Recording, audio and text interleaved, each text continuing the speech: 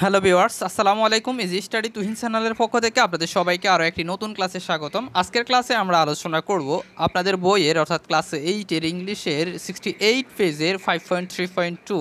তো এটার যে প্রশ্নগুলো আছে, এই যে 6টা প্রশ্ন আছে, এগুলো খুব সুন্দরভাবে অল্প সময়ের মধ্যে আমরা ব্যাখ্যা সহ আলোচনা করব। তো যারা আমাদের ক্লাসগুলো রেগুলার দেখো তারা তো অবশ্যই সাবস্ক্রাইব করছো, আর যারা অলরেডি এখনও সাবস্ক্রাইব করো না প্লিজ চ্যানেলটি সাবস্ক্রাইব করে নাও আর বেল আইকন অল দিয়ে দিবে, তাহলে পরবর্তী ক্লাস সবার আগে তুমিও পেয়ে যাবা। তো চলো আমরা ক্লাসটা শুরু করি। তো প্রথমে এখানে বলা আছে নাও, এখন, আস্ক অ্যান্ড আনসার, প্রশ্ন করো অর্থাৎ জিজ্ঞেস করো এবং উত্তর দাও দ্য ফলোয়িং কোশ্চেন্স, নিচের প্রশ্নগুলো ইন পেয়ার্স অর গ্রুপস, জোড়ায় অথবা দলে। লেটার, তারপর চেক ইউর আনসার, তোমার যে উত্তর আছে সেগুলো চেক করে নাও বা মিলিয়ে নাও with the group next to you, তোমার পরবর্তী যে গ্রুপ আছে সেটার সাথে। তো নাম্বার এ যে কোশ্চেনটা সেটা হচ্ছে what is the text about, আসলে টেক্সটটি কী সম্পর্কে। তো এর আগে যে আমরা টেক্সটটা পড়ছিলাম সেটা আমরা দেখছিলাম, সেখানে হচ্ছে মানসিক স্বাস্থ্য সমস্যার যে অপবাদগুলো আছে সেগুলো নিয়েছিল।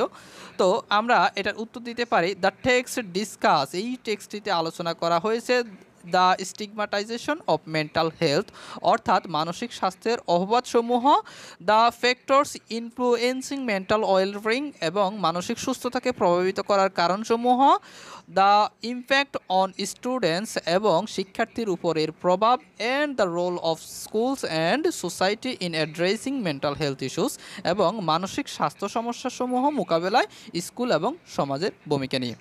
তো এটা আশা করি আপনারা বুঝতে পারছেন। এরপর বি নাম্বার কোশ্চেনে আমাদের বলা হচ্ছে how many ideas are there in the text, অর্থাৎ এই যে টেক্সটটা ছিল এই টেক্সটে আসলে কতগুলো আইডিয়া ছিল।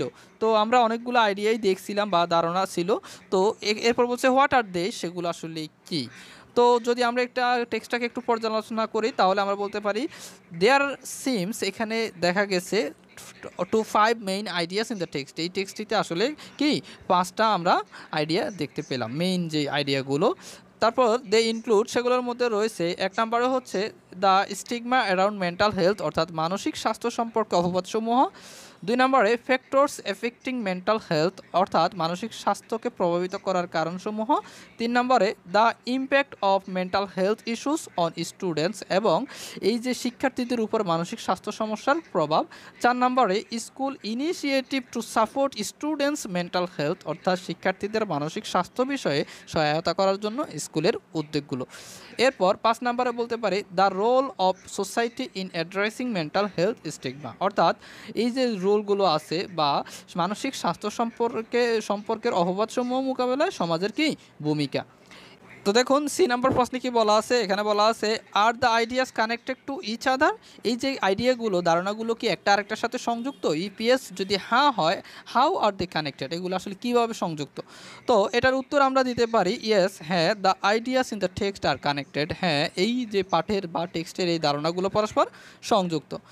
তো এটার কারণগুলো হচ্ছে কি the stigma around mental health leads to challenges in addressing mental health issues, অর্থাৎ মানসিক স্বাস্থ্যের অপবাদসমূহ মানসিক স্বাস্থ্য সমস্যাগুলো সমাধানকে কী করে, কঠিন করে তোলে। এরপর আমরা বলতে পারি factors affecting mental health contribute to the problems faced by students, অর্থাৎ মানসিক স্বাস্থ্যকে প্রভাবিত করার কারণগুলো শিক্ষার্থীরা যেসব সমস্যার সম্মুখীন হয় সেগুলো বৃদ্ধিতেও অবদান রাখে। Schools and society play roles in addressing this issues, অর্থাৎ স্কুল এবং যে সমাজ আছে আমাদের, এই সমাজ এই সমস্যাগুলো সমাধানে কি করে, গুরুত্বপূর্ণ ভূমিকা পালন করে।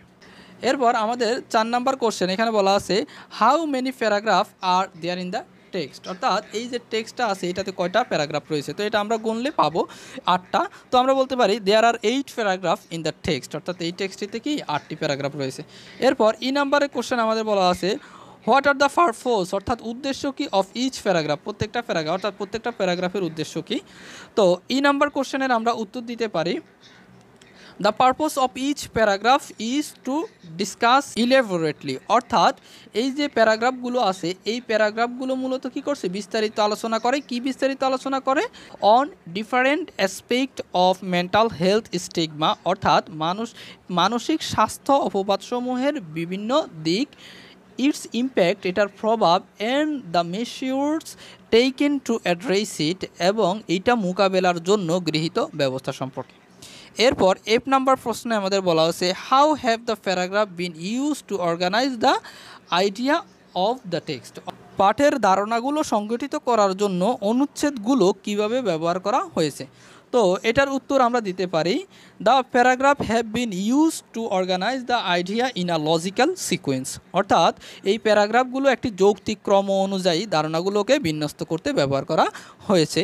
দে start with the general concept of mental health stigma, এগুলো মানসিক স্বাস্থ্য অপবাদগুলোর ধারণা দিয়ে শুরু করে, and then delve into its cause, এবং তারপর এর কারণসমূহ, ইফেক্ট অন স্টুডেন্টস, এবং এই শিক্ষার্থীদের উপর এর প্রভাব, স্কুল ইনিশিয়েটিভস এবং স্কুলের উদ্যোগ, and the need for social sense, এবং সমাজের যে পরিবর্তনের প্রয়োজনীয়তা সম্পর্কেও কী করে, এগুলো অনুসন্ধান করে।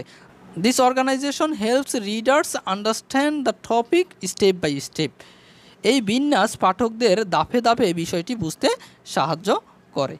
তো আশা করি তোমরা ক্লাসটি বুঝতে পারছো। যদি ক্লাসটি বুঝতে থাকো অবশ্যই চ্যানেলটি সাবস্ক্রাইব করবে এবং কেমন লাগলো কমেন্ট করে বলতে পারো। ধন্যবাদ সবাইকে।